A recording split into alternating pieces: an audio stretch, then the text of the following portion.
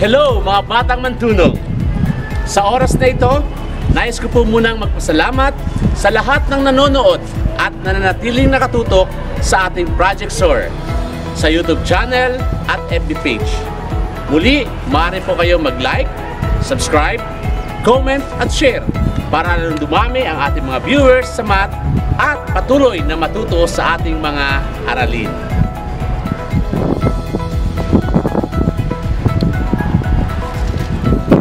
Tayo po ay dadako na sa pagtalakay ng aralin, Grade 3 Mathematics. Ang magtuturo sa inyo ay nagtapos ng Bachelor of Science in Elementary Education sa St. Bridget's College sa Batangas City. Gumawa rin siya ng Masteral Units sa National Teachers College. Isang magaling na guro sa MTAP and with 24 years teaching experience. Mga mathematicians, narito po si Ginang Annabel P. Arevalo. Magandang araw mga bata! Ako si Teacher Annabel P. Arevalo, ang makakasama ninyo para sa ating advanced lesson ng Mathematics 3, ikalawang markahan, Week 8. Tara na mga bata, samahan niyo ako. Matsayang mag-aral, tayo nang matuto. Mathematics 3, ikalawang markahan, Week 8. Ang paksang aralin natin ngayon ay pagtatansya ng quotient ng 2 hanggang 3 digit na bilang sa 1 hanggang 2 digit na bilang. Narito na ang 2 kasanayang pagkatuto na dapat niyong malaman sa linggong ito. Una, nakapagtatansya ng quotient ng 2 hanggang 3 digit na bilang sa 1 hanggang 2 digit na bilang. Ikalawa, nakapaghahati-hati ng 2 digit na bilang sa may 1 digit na bilang, walang matitira o remainder gamit ang isip lamang. Magbalik-aral muna tayo mga bata. Tingnan ang pamilang na pangungusap na ito. 40 divided by 5 equals 8. Ano ang tawag sa bilang na 40? Tama! Dividend. Ito ay tumutukoy sa anumang bilang na hinahati-hati. Ano naman ang tawag sa bilang na 5? Tama! Divisor. Ang divisor ay ang bilang na ginagamit sa paghahati-hati. Ano naman ang tawag sa bilang na 8? Tama! Quotient. At ang quotient ang tawag sa sagot ng pinaghati-hating bilang. Mga bata, pagmasdan ninyo ang larawan. Ano ang nakikita ninyo? Tama! Ang mga batang naghihiwa-hiwalay ng mga basura at inilalagay sa tamang basurahan o tinatawag na pagre-recycle. Ginagawa ba ninyo ito mga bata sa inyong tahanan? Okay, very good! Ngayon naman mga bata, pag-aralan at sabay-sabay nating basahin ang suliraning ito. Ang mga mag-aaral sa ikatlong baitang ay nakakolekta ng 312 na lata para i-recycle. Kung maglalagay sila ng 31 lata sa bawat bag, humigit kumulang ilang bag ang kanilang kakailanganin. Mga bata, simulan na nating sagutin ang mga tanong. Unang katanungan. Ilang lata ang nakolekta ng mga mag-aaral sa ikatlong baitang para i-recycle? Tama! Ang mga mag-aaral sa ikatlong baitang ay nakakolekta ng 312 na lata para i-recycle. Humigit kumulang ilang lata ang ilalagay ng mga batang mag-aaral sa isang bag? Tama! Ang mga batang mag-aaral ay maglalagay ng 31 na lata sa isang bag. Ano ang proseso ang gagamitin upang malutas ang suliranin? Tama! Ang prosesong gagamitin ay pagtatansya ng quotient or estimating quotient. Ano ang pamilang na pangungusap? Tama! Ang pamilang na pangungusap ay 312 divided by 31 equals n. Bakit mahalagang matutunan ng mga bata kung paano mag-recycle? Tama! Mahalagang matutunan ng mga bata kung paano mag-recycle dahil ang pagre-recycle ay isang pamamaraan na dapat imulat sa mga bata at matutunan nila na ang basurang patapon ay may mga bagay na pwede pang mapakinabangan. Tingnan ninyo ang ibinigay na datos sa suliranin. Tansyahin o estimate natin ang ibinigay na datos na 312 divided by 31. Narito ang mga hakbang sa pagtansya ng quotient o estimating quotient. Una, i-round off ang divisor sa pinakamalapit na sampuan. Sa datos na 312 divided by 31, ano ang divisor? Tama, 31. Ilang digit ang divisor? Tama, may 2 digit ang divisor. Kapag ang divisor na 31 ay in-round off sa pinakamalapit na sampuan, ito ay magiging anong bilang? Tama, ito ay magiging 30. Naunawaan ba ninyo mga bata?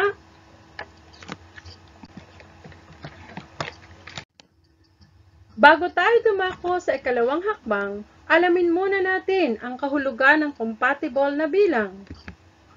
Sabay-sabay nating basahin ang kahulugan nito.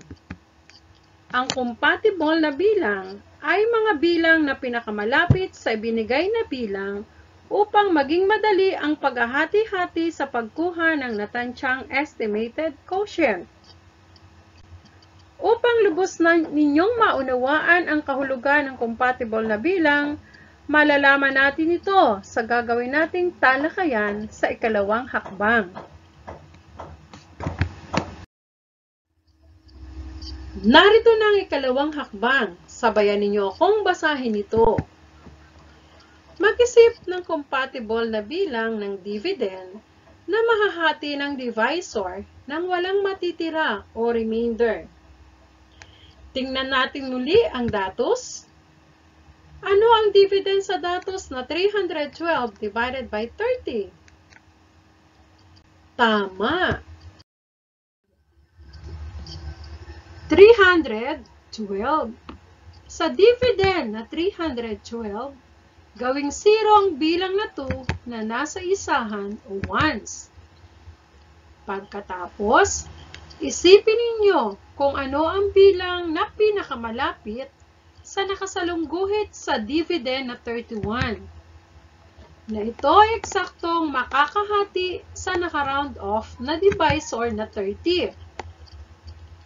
Ano kaya ang bilang na ito? Isipin nyo nga mga bata. Very good. 30. Ang 30 ang pinakamalapit na bilang sa dividend na 31. Kaya ang 312 ay magiging 300 na. 300 na ito na ngayon ang tinatawag nating compatible na bilang. Kaya naman, ang 300, ang compatible na bilang na pinakamalapit sa 312, na kung i-divide ito sa 30, ay walang matitira o remainder.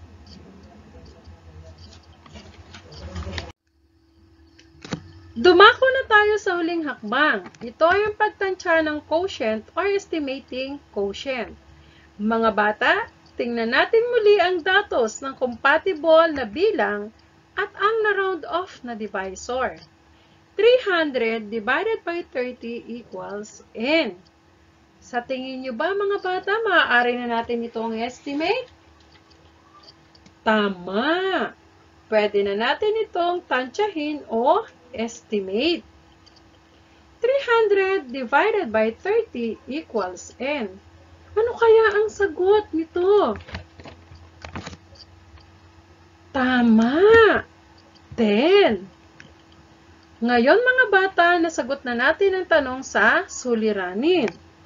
Ang mga mag-aaral sa ikatlong baitang ay nangangailangan ng humigit kumulang na 10 bag. Nauunawaan ba ninyo mga bata? Okay, very good. Suriin natin ang iba pang halimbawa. Narito ang pamilang na pangungusap. 80 divided by 9 equals n. Ano ang unang hakbang? I-round off ang divisor sa pinakamalapit na sampuan. Alin ang divisor sa pamilang na pangungusap na ito? Tama! 9. Mga bata, kapag ang divisor ay isang digit lamang na katulad ng 9, ito ay hindi na kailangan pang i-round off. Dumako na tayo sa ikalawang hakbang. Mag-isip ng compatible na bilang na pinakamalapit sa 80 na kapag i-divide sa divisor na 9 ay walang matitira o remainder. Isipin nyo nga mga bata kung ano ang bilang na ito. Tama! 81. Ang 81 ang compatible na bilang na pinakamalapit sa 80 na kung i-divide ito sa 9 ay wala nang matitira o remainder.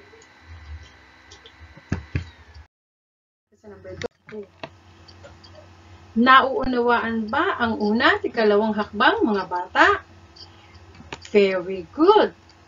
Ngayon naman, dumako tayo sa huling hakbang, ang pagtatansya ng quotient or estimating quotient. Tingnan muli ang datos ng compatible na bilang at na-round off na divisor. 81 divided by 9 equals n. Sa tingin nyo ba mga bata, maaari na natin itong i-estimate? Okay. So, 81 divided by 9 equals 9. Very good, mga bata. At naunawaan nyo ang ating aralin. Ngayon naman ay suriin natin ang isa pang halimbawa. 158 divided by 22 equals n. Unang hakbang.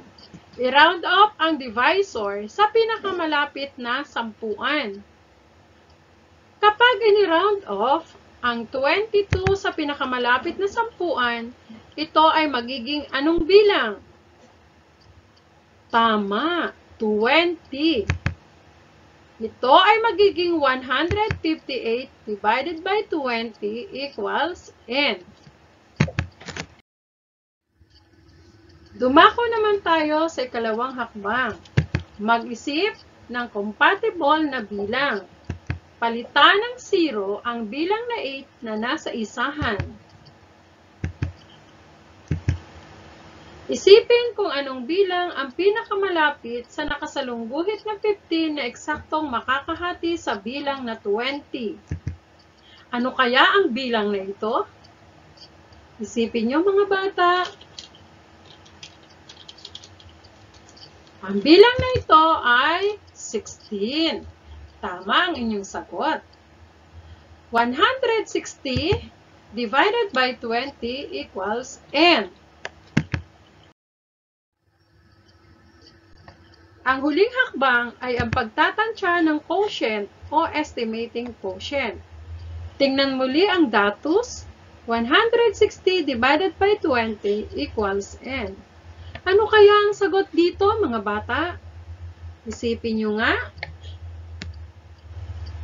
Tama! 160 divided by 20 is equal to 8. Very good, mga bata, at naunawaan ninyo ang ating aralin. Ngayon ay subukin naman natin ang inyong natutunan sa ating aralin. Kumpletuhin ang talaan sa ibaba. Sulat ang angkop na sagot sa bawat column. Unang bilang, 25 divided by 6 equals n. Ang unang hakbang ay i-round off ang divisor. Ang divisor na 6 ay isang digit lamang, kaya ito ay hindi na kailangang i-round off pa. 25 divided by 6.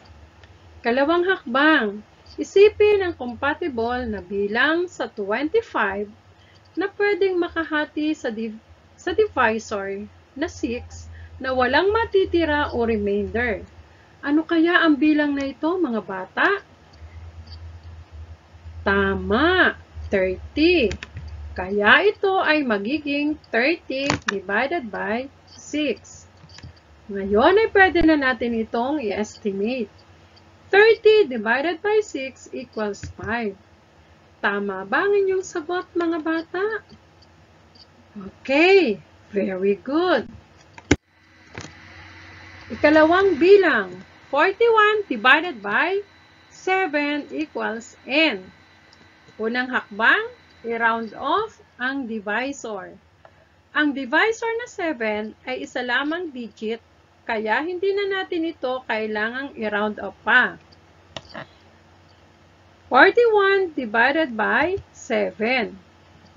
Kalawang hakbang, isipin ang compatible na bilang sa 41 na pwedeng makahati sa divisor na 7. Ano kaya ang bilang na ito, mga bata?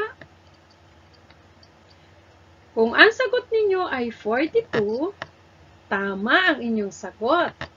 Kaya ito ay magiging 42 divided by 7. Ngayon, ay pwede na natin itong ma-estimate. 42 divided by 7 equals 6. Tama ba ang inyong sagot, mga bata? Okay, very good. Katlong bilang, 338 divided by 48 equals n.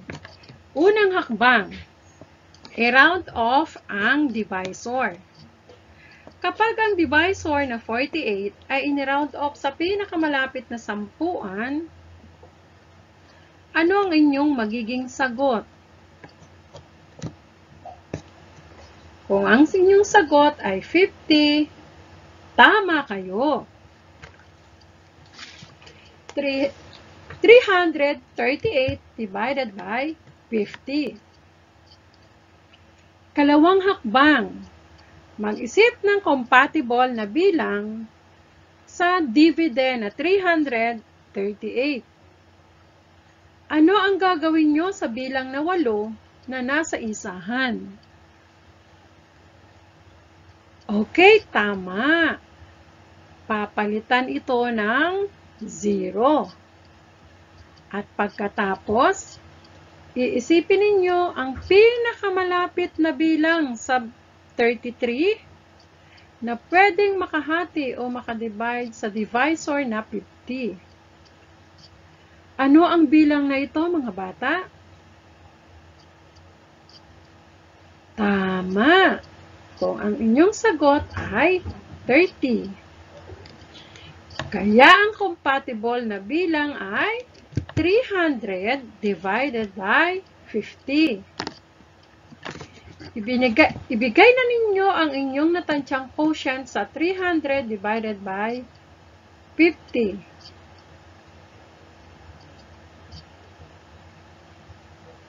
Kung 6 ang inyong sagot sa 300 divided by 50, tama kayo sa inyong sagot. Pagod na ako. Kaapat na bilang, 184 divided by 11 equals n.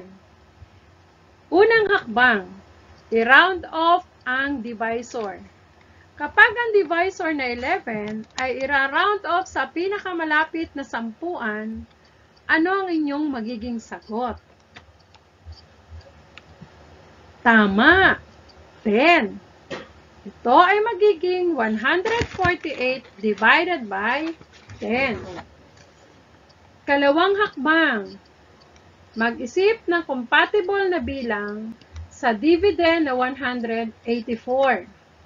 Ano ang gagawin nyo sa bilang na 4 na nasa isahan? Okay, tama. Papalitan ninyo ito ng 0. Pagkatapos, isipin ninyo ang pinakamalapit na bilang sa 18 o 18 na pwedeng makahati o makadivide sa divisor na 10. Ano ang bilang na ito, mga bata? Tama, kung ang inyong sagot ay 20. Kaya ang compatible na bilang ay 200 divided by 10.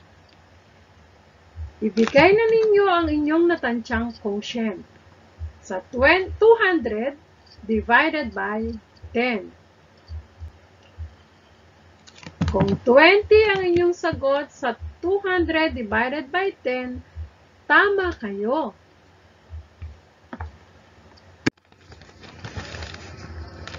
Kalimang bilang, 526 divided by 12 equals n. Unang hakbang, i-round off ang divisor. Kapag ang divisor na 12 ay in-round off sa pinakamalapit na sampuan, ano ang magiging sagot nito? Tama, 10. Ito ay magiging 526 divided by 10. Ikalawang hakbang, mag-isip ng compatible na bilang sa dividend na 526. Ano ang gagawin ninyo sa bilang na 6 na nasa isahan? Tama, papalitan ito ng 0. Pagkatapos, isipin ninyo ang pinakamalapit na bilang na 52 na pwedeng makahati o makadivide sa divisor na 10. Ano ang bilang na ito, mga bata? Tama, 50. Kaya, ang compatible na bilang ay 50 divided by 10. O ano, mga bata? Pwede na ba ninyong tansyahin o estimate ang 500 divided by 10? Okay, kung ang inyong sagot ay 50, tama ang inyong sagot. At dyan na po nagtatapos ang ating advanced lesson para sa week 8. Maraming salamat po.